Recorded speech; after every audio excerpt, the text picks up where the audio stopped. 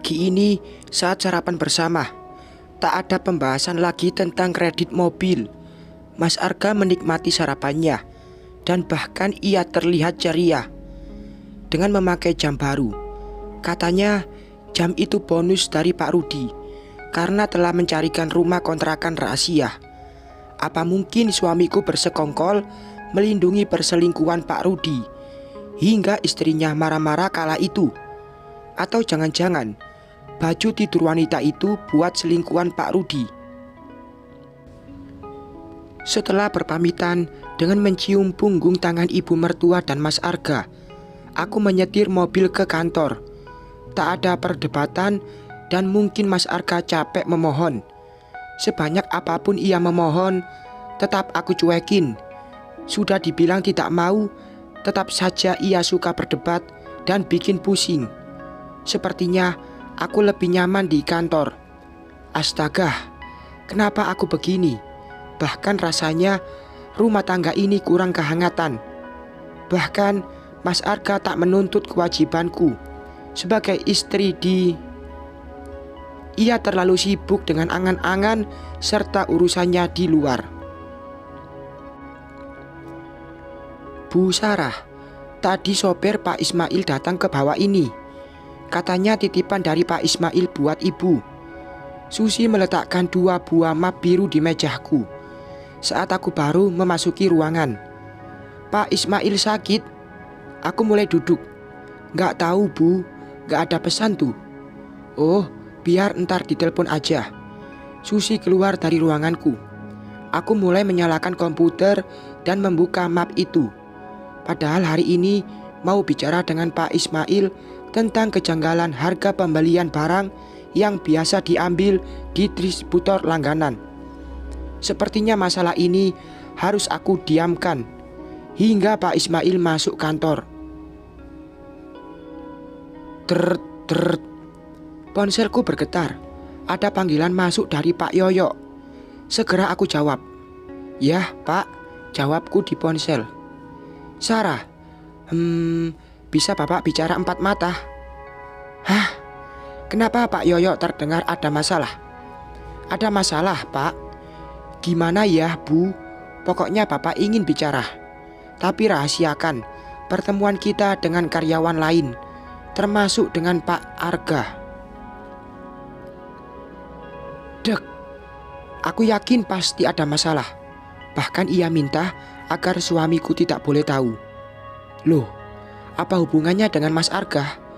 Kalau Bapak ke kantor, pasti banyak yang tahu. Bagaimana nanti siang aja Pak? Aku akan WA alamatnya. Baik Sarah, sebelumnya Bapak minta maaf karena merepotkan. Ah, Bapak ini ngomong apa sih? Gak ada yang direpotkan kok. Justru aku senang Bapak mau bercerita, meskipun aku belum tahu apa yang akan diceritakan. Setelah mengakhiri pembicaraan, aku melanjutkan kerjaan. Ada rasa penasaran tentang apa yang akan dibicarakan Pak Yoyo. Dan bahkan suamiku sendiri tak boleh tahu. Rasanya ingin cepat siang agar rasa penasaran ini hilang. Namun, aku juga harus menyelesaikan kerjaan agar Pak Ismail tidak kecewa dengan kinerjaku. Ya, menjaga kepercayaan itu penting, apalagi menjaga kepercayaan pimpinan.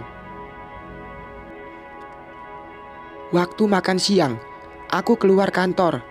Sebelumnya sudah mengirimkan pesan WA ke Pak Yoyo jika kami bertemu di sebuah rumah makan yang agak di pinggiran kota. Tujuanku agar tidak ada yang melihat. Aku sangat ingat pesan Pak Yoyo agar jangan ada karyawan lain yang tahu. Dan ini usaha menjaga kepercayaan Pak Yoyo. Maaf, Bapak terlambat, Sarah. Pak Yoyo mulai duduk. Aku memesan tempat di meja paling sudut, tepatnya di dekat dinding. Gak apa-apa Pak, kebetulan aku juga baru datang. Jawabku ramah. Ayo kita sambil makan Pak, ajakku. Karena makanan sudah terhidang. Iya Bu. Pak Yoyo mulai menuangkan nasi ke piringnya. Gimana Pak? Ada masalah di lapangan? Tanyaku memulai pembicaraan. Sarah, Bapak ingin minta pensiun sama Pak Ismail. Bagaimana menurut Sarah? Itu terserah Bapak. Tapi cari kerja sulit loh, Pak. Apakah sudah Bapak pikirkan matang-matang? Rencana mau buka warung kopi aja di rumah, biar lebih tenang. Jika itu membuat Bapak nyaman, itu solusi yang baik. Pak Yoyo menghela nafas panjang. Suapannya terhenti. Tampak ia berpikir sejenak, karena tiba-tiba terdiam. Ada apa, Pak? Kenapa Bapak memintaku bicara tanpa sepengetahuan orang-orang kantor? Sarah, sebelumnya Bapak minta maaf. Tolong jangan jadikan apa yang Bapak bicarakan masalah dalam rumah tangga anak Sarah. Dek, apa maksud Pak Yoyo? Kenapa rumah tanggaku dibawa-bawa? Apakah ini maksudnya agar jangan Mas Arga tahu jika kami bertemu? Apa maksud Bapak? Bicaralah yang jelas. Janjilah tidak akan menyeret Bapak ke masalah ini. Aku terdiam sejenak, terpana melihat Pak Yoyo. Sebaiknya aku ikuti alur Pak Yoyo. Mana tahu aku dapat informasi tentang kelakuan Mas Arga di luar sana. Karena Pak Yoyo sering bertemu suamiku di lapangan. Ya, aku janji, jawabku. Bapak dipercayakan memesan bahan buat proyek pesantren. Dan kecurangan harga adanya kerjasama antara Sisil, Pak Rudi dan Pak Arga. Apa? Aku tak bisa menyembunyikan betapa terkejutnya dengan ucapan Pak Yoyo. Iya, Sarah, Maaf sekali. Bapak bukan bermaksud membuat Sarah tersudutkan. Tapi itulah kenyataannya. Aku menatap wajah Pak Yoyo yang tampak khawatir. Bahkan ia sangat gelisah setelah mengucapkannya. Ini butuh keberanian. Bahkan yang ia katakan adalah tentang suamiku. Jadi selama ini yang bermain adalah Pak Rudi dan suamiku. Mereka sekongkol menaikkan harga jual bahan proyek khusus untuk perusahaan Bajatama.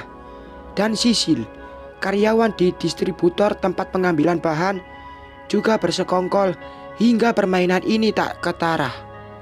Hebat, mereka sangat berani dan licin. Kenapa Bapak berani bicarakan ini? Bukankah Bapak yang bertanggung jawab dengan pemesanan barang untuk dilaporkan ke Pak Ismail? Sambungku. Bapak diancam, Sarah. Bapak takut memberitahu karena nanti akan disakiti di luar. Lagian Bapak sudah tua dan tak sanggup melawan mereka. Bapak akan minta pensiun. Tolong jangan libatkan Bapak dalam masalah ini.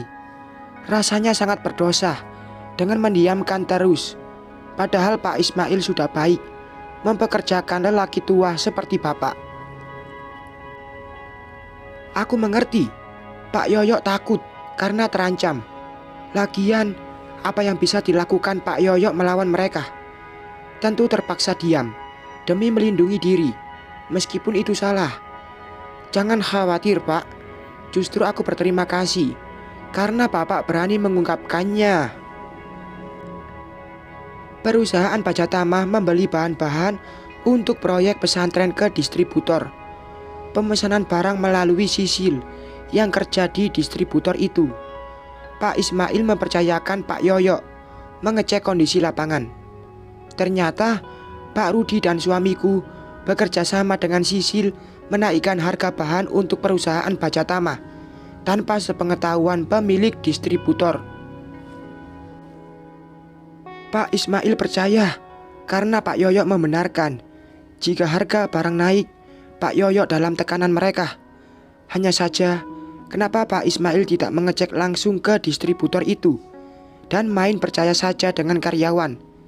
Apalagi kenaikannya itu cukup tinggi. Menurut aku, sekali-kali pimpinan harus terjun ke lapangan. Tapi itu lagi, Pak Ismail sangat percaya Pak Yoyo hingga masalah ini tidak terungkap.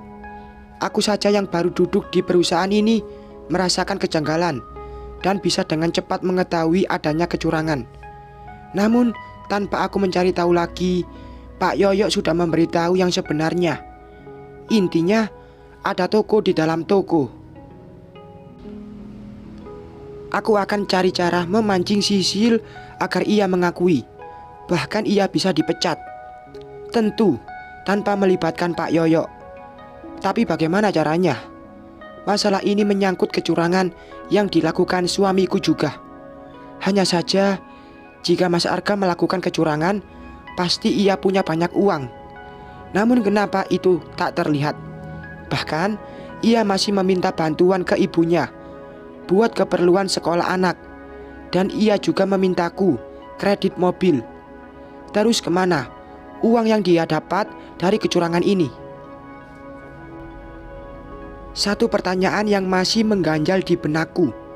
Kenapa Sisil kerjasama dengan Pak Rudi dan Mas Arga? Bukankah lebih baik ia bermain curang sendiri? Karena Pak Rudi dan suamiku bukan bertanggung jawab dalam pemesanan bahan. Bersambung.